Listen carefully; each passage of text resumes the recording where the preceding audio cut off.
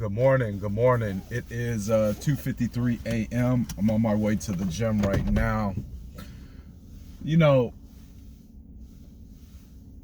I think, how can I put this? I think the reason why we have such a breakdown in relationships is because the tendency to hold the grudge. And I know it seems like in my family, people try not to have disagreements because they know disagreements turn into long-term I hate and don't ever talk to me again. Like it can't be a disagreement. It's like, all right, it's a disagreement, it's all good. It's like a disagreement, and since you disagree with me, we're done. I don't ever want to hear from you again. Die. And that's really sad. But I feel like the reason why that is because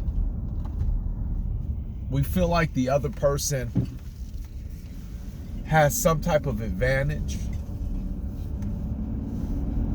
or has been given something in life that they wish they had, and a part of it is ego and jealousy. And I'm not talking about, ego and jealousy where people say, oh, you just wish you had what I had.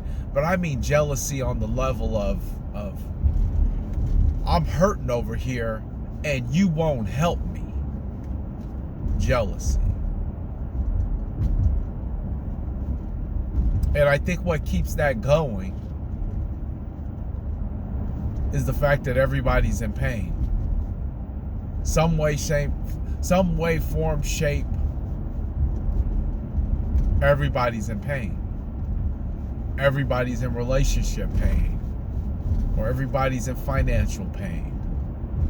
Or everybody's in goal pain or dream pain. Past pain. Physical pain. I've realized that the only way to come out of the pain somewhat is through faith. I don't think you get, I think to come all the way out of the pain would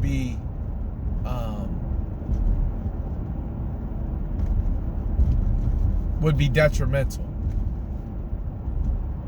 I think the pain reminds me of how great my God is, how much my God can do. So if you remove that pain completely, well, what do you have to be thankful for? It's real easy for us to forget the pains of the past and only think about the problems of the future or the problems of the now. And in the process of doing that, we totally dismiss anything and everything that God has done.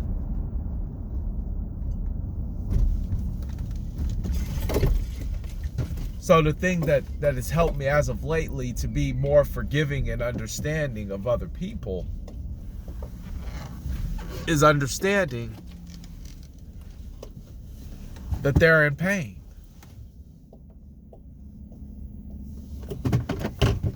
And they're hurt.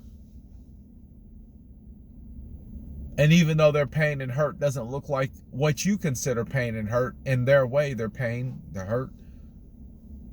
You know how you can tell when somebody isn't pained or somebody isn't hurt? They're not holding grudges. They're not judgmental. A lot of the things that they deflect onto other people, they either take responsibility for or they're not concerned with it. But you can always tell when somebody's in pain.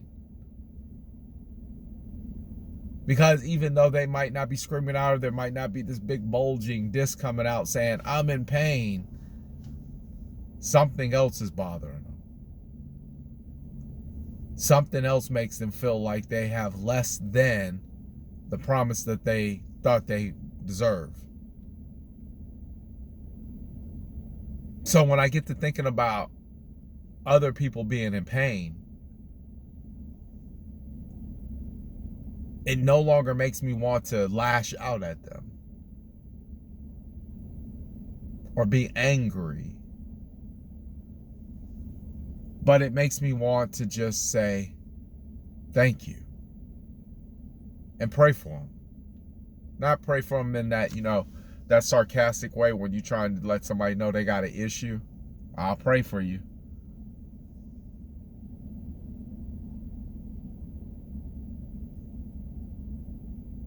But to pray for them in a way where you say, I really pray that change happens for you the way that it's happened for me. And that someday we can just sit down, have a cup of coffee, and talk about how good God is and how much He's changed me and how much He has changed you and how much happier we are because we're both healed.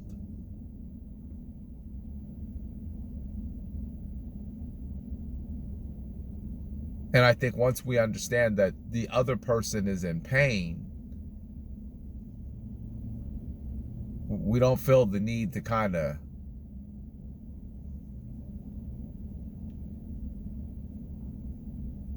keep up the fight or the war with them. You just kind of say, okay, you're in pain. I acknowledge your pain. And I'm sorry you're in pain.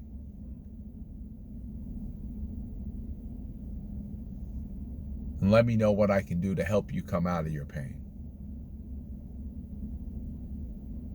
Because we're all in pain.